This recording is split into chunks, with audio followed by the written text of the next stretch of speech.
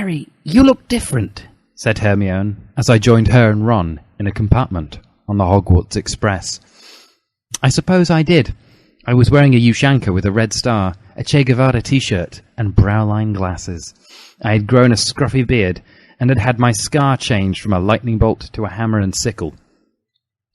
"Why are you wearing that shirt with that murderer on it?" asked Hermione as I sat down. "He's not a murderer, he's a soldier," I explained. "I'd be offended, but I know you've been brainwashed by the bourgeois capitalist establishment. You're suffering from false consciousness." "What's false consciousness?" asked Ron curiously. I knew he would be more open to communist ideas because he was part of the proletariat, whereas Hermione was part of the bourgeois intelligentsia.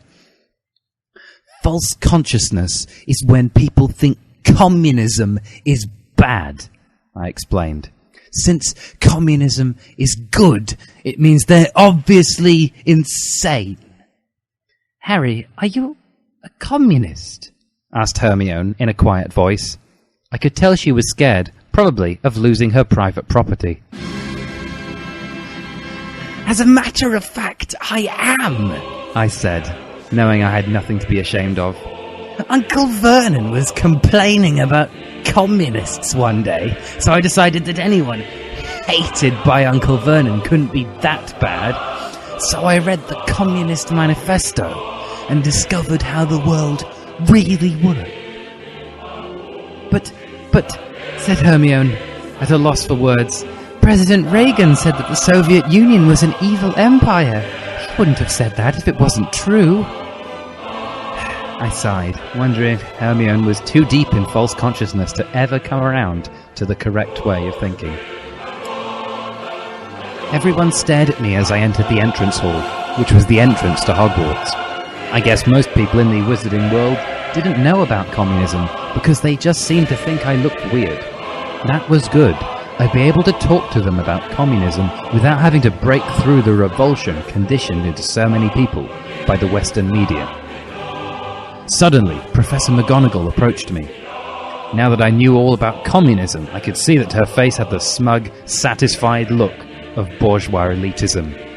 "You are not permitted to wear that shirt," she said oppressively. "Che Guevara was an evil murderer or something."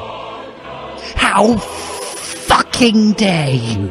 I yelled outrageously. "I fucking have fucking freedom of fucking speech." "Mr. Potter, that kind of language is not allowed in school," said McGonagall, capitalistly. "Neither is that image of Che Guevara, the hammer and sickle, or other symbols of hate." "The fucking hammer and the fucking sickle are not fucking symbols of fucking hate," I explained. "They are fucking symbols of fucking peace. Fucking anti-communism fucking led to fucking imperialist and fucking racist wars in fucking Korea and fucking Vietnam. You're a fucking racist." Then I put my middle finger at her. I put up my middle finger at her and ran into the Great Hall before she could stop me. I couldn't believe racist Professor McGonagall had tried to repress me. It was like Kent State all over again. Chapter 3. Dumbledore's Announcement. I instantly saw the Great Hall had changed a great deal over the summer. The walls were now covered with gigantic, flashy advertisements. Everywhere the glossy and fake images showed the smiling faces of people thrilled to own consumer products made by starving children in Japan. Thoroughly disgusted by these symbols of bourgeois excess, I tried to avoid looking at them as I walked to my seat. As Dumbledore began to walk up to the podium, I saw that he was dressed exactly like the little Monopoly man, complete with a top hat. "Hello, my students," he said, stretching out his arms. "As you've probably noticed, Hogwarts looks a bit different this year. That's because the Ministry of Magic has been spending so much on wars against Voldemort. that there's no money left over for Hogwarts. Therefore, I decided it would be a good idea to privatize the educational system. I don't see any problem with this because I'm a libertarian. I gasped. I had never known Dumbledore was a libertarian. Libertarians had the gall to say they loved freedom whilst being nothing but corporate shills, working tirelessly to make us all slaves to the big capitalists. All the respect I'd ever had for Dumbledore disappeared in an instant. This year, said Dumbledore, his face shining with corporate greed, Hogwarts School of Witchcraft and Wizardry is brought to you by the Bertie Bott's Candy Corporation. Bertie Bott's every flavour beans. They're a risk with every mouthful. And by the Nimbus Racing Broom Company. Why walk when you can fly with the Nimbus Racing Broom Company? Additional funding is provided by the Gladrags Wizardwear Group, Wizhard Books, and Coca-Cola. My mouth was hanging open. I couldn't believe the extent to which Dumbledore had sold us all out to the capitalists for a buck. If I were in his place, I'd have closed Hogwarts before ever turning it over to the evil corporate sponsors. And now, Dumbledore continued, allow me to introduce our new Defense Against the Dark Arts teacher, Professor Halliburton Pepsi.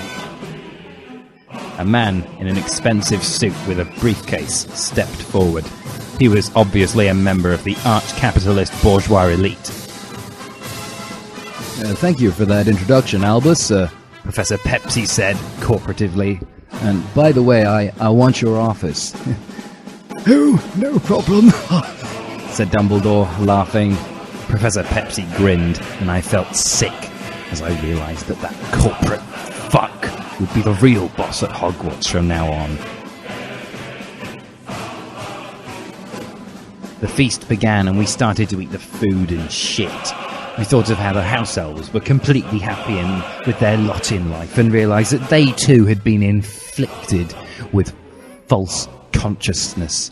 Hermione had rallied against house elf slavery, but it had accomplished nothing because she hadn't realised that it was just one small part of the larger capitalist system of bourgeois capitalist exploitation. It's a good thing Hogwarts isn't funded by the government anymore, said Hermione with an air of bourgeois intellectual elitism. Now the educational system won't be like the post office. You fucking idiot! I yelled righteously. Dumbledore has turned us all over to the fucking capitalists. We're their fucking corporate slaves now. Swearing like that is really unnecessary and comes across as immature, said Hermione oppressively. How fucking dare you? I yelled. You say I can't speak my own fucking mind after you defend the fucking actions of the fucking war criminal Dumbledore. I suppose you believe the fucking propaganda we're fed about how we're fighting a humanitarian war. Well, aren't we? Asked Hermione. Voldemort is bad. I know it's true because that's what the media says. There is no such thing as a humanitarian war, I said as I laughed in her face. The Ministry doesn't give a fuck about human rights. War is a product of the military-industrial complex. I don't think that's true, said Hermione from her ivory bourgeois tower of capitalism. It's the Ministry's duty to kill people who kill people, because killing people is wrong. At this point, I was so mad at Hermione's bourgeois, closed-minded false consciousness that I couldn't say anything. If only she could hear herself and realize what a slave she was to the capitalist imperialists. But it seemed she couldn't. It was so frustrating. My anger would fade later, as we started to get up from the feast in order to head upstairs to our upstairs dormitories. Luna Lovegood came over to me. She was quite a hottie, but I was too sophisticated to pay much attention to her shapely body and huge breasts. I overheard your conversation with Hermione, said Luna in a beautifully feminine voice. I think what you had to say made a lot of sense. But it got even better later that night. As we arrived in our dormitory room, Ron turned to look at me, his face alight with hope and curiosity. I agree with every word you said to Hermione at dinner, he said rebelliously. I always wondered why this war on Voldemort seemed like nothing but an excuse to make the rich richer and the poor poorer. Now I see that's exactly what it is. You must tell me more about this communism you speak of. I smiled wisely and slapped Ron on the back. You're beginning your journey, comrade, I told him. Comrade? Why you call me that? That's what communists call each other, I explained. Under capitalism, the richest 1% are fucking bastards who exploit 99% of the people. Communism thinks that's wrong.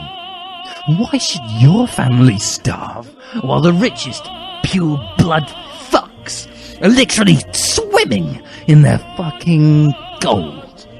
There's enough resources for everyone, and we should all get an equal share of the pie.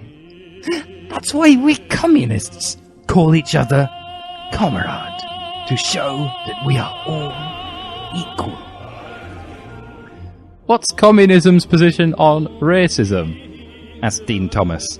It's against it, I explained. Racism is caused by capitalism. Ever since the war on Voldemort started, the Ministry's been sending young black men off to die for a society which hates them.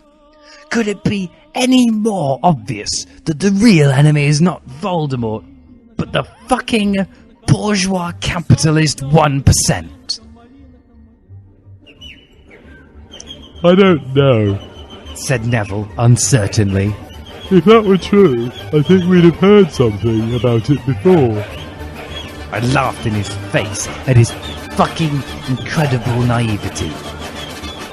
That's because the fucking capitalists don't want you to hear it, I told him, laughing loudly. If you embrace communism, there's a threat to their fucking bourgeois power. They want us all to go off and kill Death Eaters to keep us distracted from the inequalities of our fucking corporate sellout society. Silence followed these words. I could tell I had turned their brainwashed view of the world upside down. Had I made them see the light? Eventually, Seamus Finnegan stood up. I am a communist, he said. There was a tense silence, and then Neville stood up. Me too, he said proudly. I beamed at Neville. Finally, he'd achieved the success he had never been able to under the bourgeois corporate system of capitalism. Me three, declared Ron, as I knew he would. He was part of the proletariat, and I had awakened from him his false... And I had awakened him from his false consciousness. Me four, finished Dean. His embrace of communism was the least surprising, as he truly had nothing to lose but his chains. Not only was he part of the proletariat, but he was racially oppressed because of his skin colour. Like all wars, the bourgeois imperialist war on Voldemort had been built on fear of the other side, and black people like Dean had suffered for it. I smiled at my four new comrades. I knew there would be more of us soon. Together, we would bring down Dumbledore's bourgeois capitalist machine and achieve freedom for the fucking proletariat, through violent means if necessary.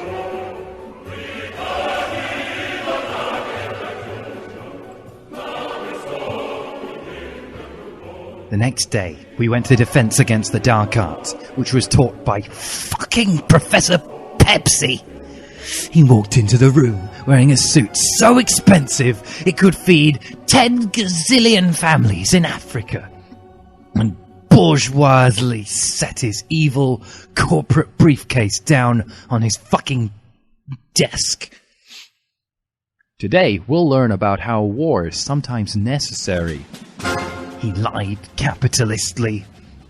That's why I'll be teaching you how to slaughter all the evil barbarians who want to destroy freedom and democracy. You fucking liar! I yelled at him. War is never necessary, with one exception. That's revolution. As Vladimir Lenin once said, revolution is the only lawful, rightful, just, and truly great war. Oh, you silly boy, said Professor Pepsi, shaking his head. Vladimir Lenin was a communist. I'm sure it will shock you that you've been hoodwinked by the evil communist subversives. On the contrary, I am a communist, I yelled. I stood up and threw open my coat to reveal my Che Guevara t-shirt. Then I threw my head back to make my bangs move over in order to reveal the hummer and sickle on my forehead.